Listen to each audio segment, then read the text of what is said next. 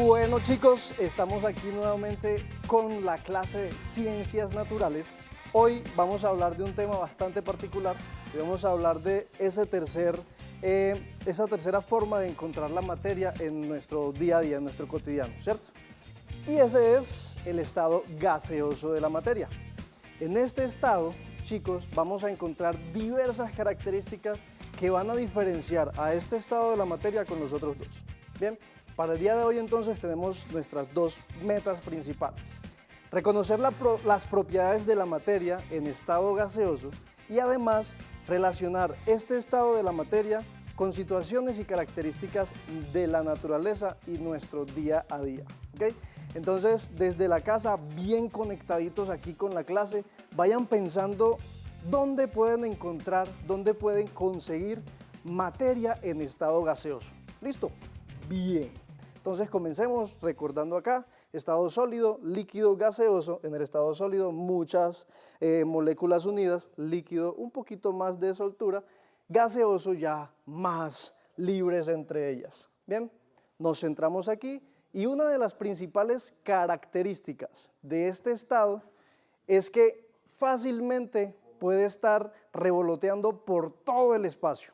Bien, puede estar contenida en un espacio muy pequeño o incluso puede salirse de ese espacio y comenzar a llenar todo el espacio en el que se encuentre, en el que se sienta cómodo en cuanto a posiciones de moléculas. Entonces, por ejemplo, supongamos que tenemos este elemento que muy fácilmente lo podemos encontrar en casa, pero ojo muchachos, mucho cuidado al utilizar esto, siempre que lo vayan a utilizar, mejor que lo utilice su padre de familia, su adulto responsable, y si ustedes lo van a hacer, mucho cuidado. Bien, imagínense que eso que se ve aquí realmente es un gas, pero que ¿por qué se ve como un líquido? Porque las moléculas están tan pequeñas y tan unidas entre ellas, hay tanto poco espacio entre ellos, que lo que va a permitir es que cambie de estado ese gas. Por ejemplo, si nosotros prendemos esto y le apagamos el gas, miren que en ningún momento mi mano va a quedar totalmente mojada. Solamente voy a sentir un olor y ya, un olor realmente feíto. Pero bueno, entonces miren que siempre vamos a estar asociados nosotros como seres humanos a los gases. De hecho, todo esto que nos está rodeando ahorita, a cada uno de nosotros, son gases. ¿Cómo los vemos, cómo los tocamos, cómo estamos relacionados con ellos? Pues fácilmente solo puedes moverte un poquito y ya estás sintiendo un poco la materia. Bien, ojo, en la vida cotidiana e incluso en nuestras casas podemos encontrar diferentes formas de cómo modificar la materia y además de cómo encontrarlo sin necesidad de modificarla en estado gaseoso. Entonces, por ejemplo, en una tetera, donde se hace el té generalmente, o en una olla a presión, esa que suena muy particular y saben de una apenas la escuchan, ¿qué está cocinando la mamá? ¿Cierto? Frijolito rico. O cuando, por ejemplo, está haciendo un viento impresionante después de una lluvia, así como la de ayer. Qué viento tan frío y tan fuerte. Eso es estado gaseoso de la materia. ¿Ok? Además, lo podemos encontrar en otros elementos que casi que no vemos en nuestra cotidianidad, pero que sabemos que están ahí. Por ejemplo, los globos aerostáticos, incluso los globos de helio, que pues ahorita regalan mucho en las fechas de cumpleaños, ¿cierto? Bien, entonces por ejemplo, miren acá, hay lugares, diferentes lugares en el mundo donde una de las características es que pues van a un sitio turístico, muy turístico, porque pues sus planicies y sus elementos de la naturaleza son tan bonitos de ver desde arriba, entonces hacen esto, hacen una expedición para llegar a este lugar, montarse en uno de estos globos aerostáticos, subir lo más alto que se pueda, con pues la ayuda de persona autorizada, y desde allá arriba divisar todo ese panorama. Imagínense si uno es en la ventana y es emocionado viendo lo que ve desde ahí, allá arriba, una cosa hermosísima, ¿cierto? Tal vez recuerden esto de una película por ahí de muñecos animados. Eso también está asociado a la presencia de materia en estado gaseoso. Pero entonces solamente lo encontramos en objetos sin vida, en objetos inanimados. No, señor. También lo podemos encontrar en la naturaleza y en elementos que encontramos en animales y haciendo o cumpliendo una función muy importante en ese caso. Por ejemplo, en este caso vamos a comenzar con el planeta Tierra. Bien, resulta que el planeta Tierra, y como les decía yo ahorita, todo esto que nos está rodeando a cada uno de nosotros es aire, es materia en estado gaseoso.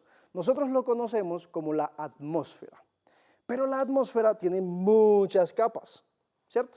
Ahorita nos comentaba en el recreo acerca de esas capas que están conformando la Tierra, pero hoy vamos a hablar un poquito de la atmósfera, las capas que se encuentran en la atmósfera, que se encuentran conformando esa atmósfera.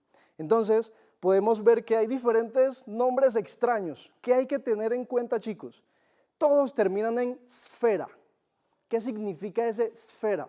Lo que se escucha, es una esfera. ¿Por qué? Porque alrededor de la Tierra, que sigue siendo también una esfera, se encuentran esas capas, formando también esferas diferentes. Y dependiendo de la altura en la que se encuentre, entonces podemos hablar de la troposfera, de la estratosfera, mesósfera, termósfera o exósfera. Entonces, por ejemplo, en la troposfera es donde se encuentran o donde se realizan los viajes en avión.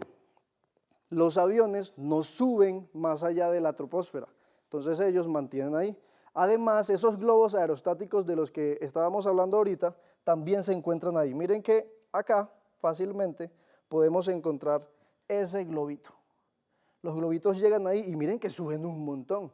Miren que pueden observarse muchos elementos de la naturaleza desde allá arribota. En las películas de naves espaciales y de astronautas podemos ver que están pues lejísimos de la Tierra, ¿cierto? Primero.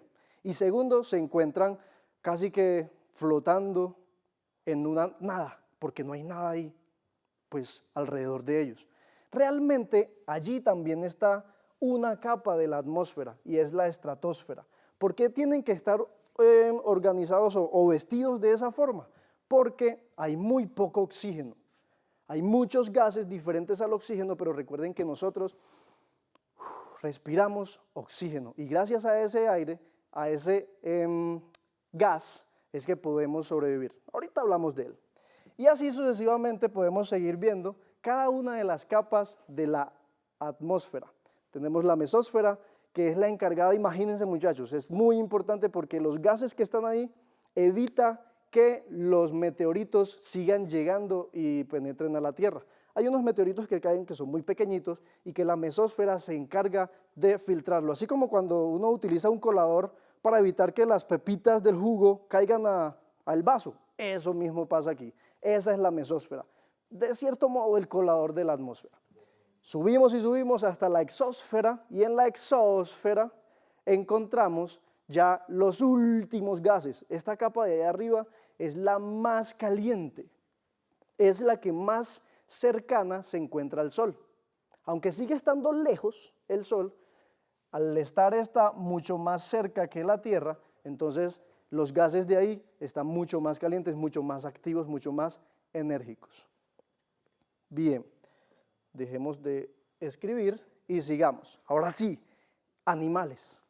Resulta que las vacas producen un gas que de cierto modo es un poquito perjudicial para los seres humanos, que es el metano, se escribe así.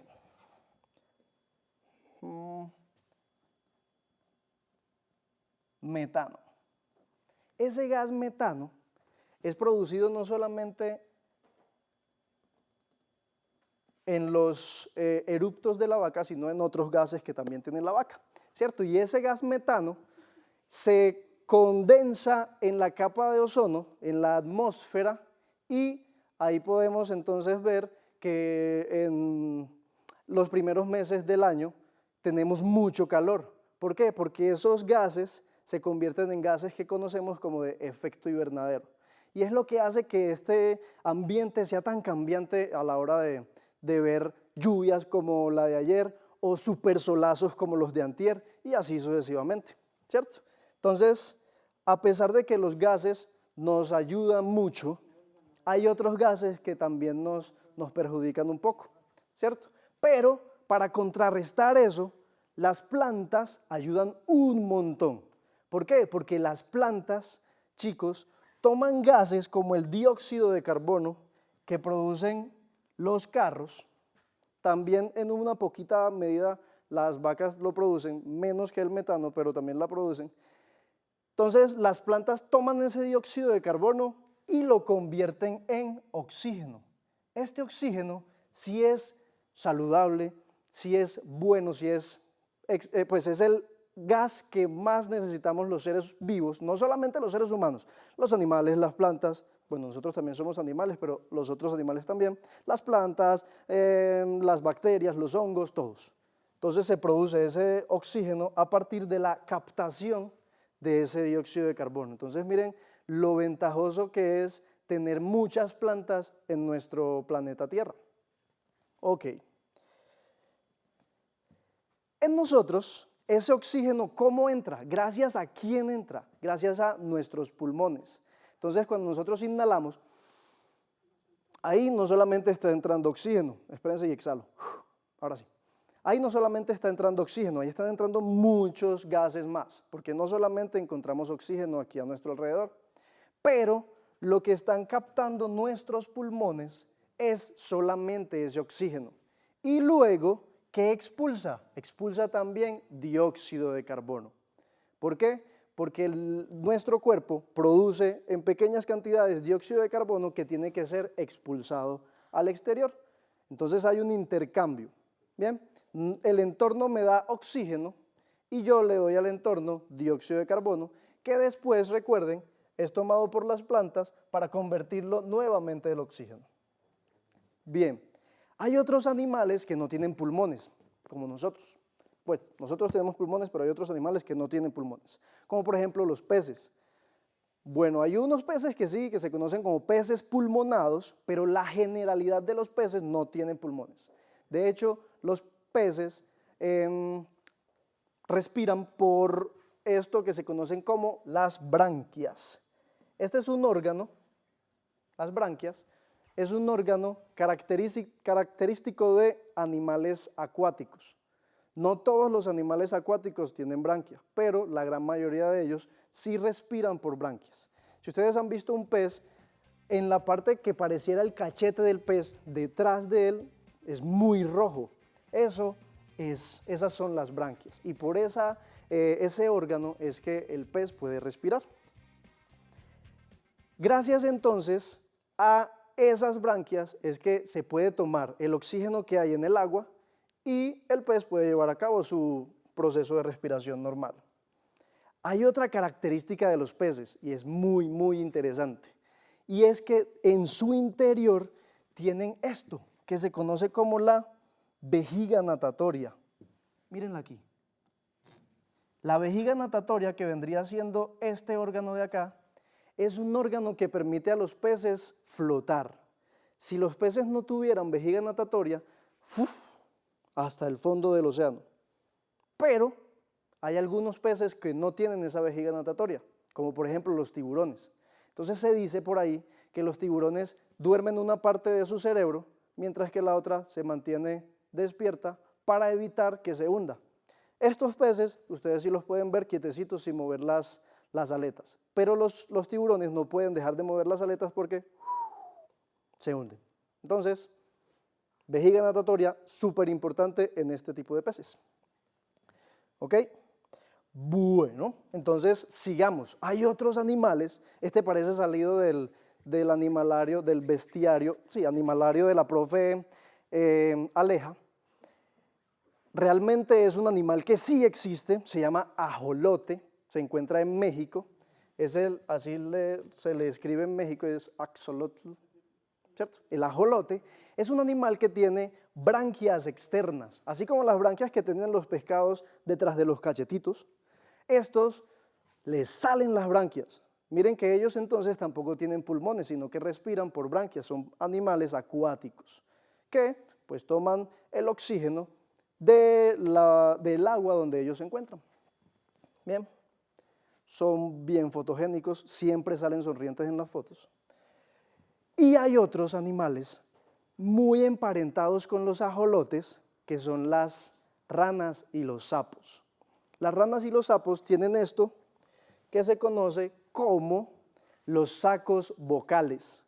¿Qué permiten esos sacos vocales? Pues hacer llamados, tal vez de apareamiento, tal vez para decir, hey señor sapo, este es mi territorio, no se meta en este charco porque ya este charco tiene sapo, ¿cierto?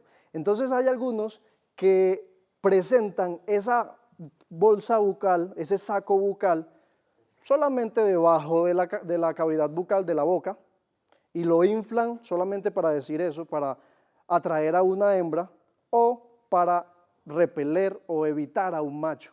Y hay otros que tienen dos sacos bucales, uno a cada lado de la boca.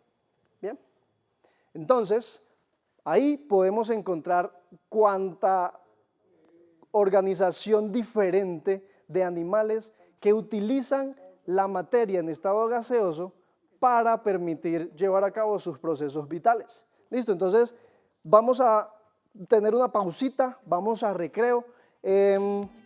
Aprovechen este tiempo para estirarse un poquito y recuerden que después del recreo volvemos acá en Ciencias Naturales.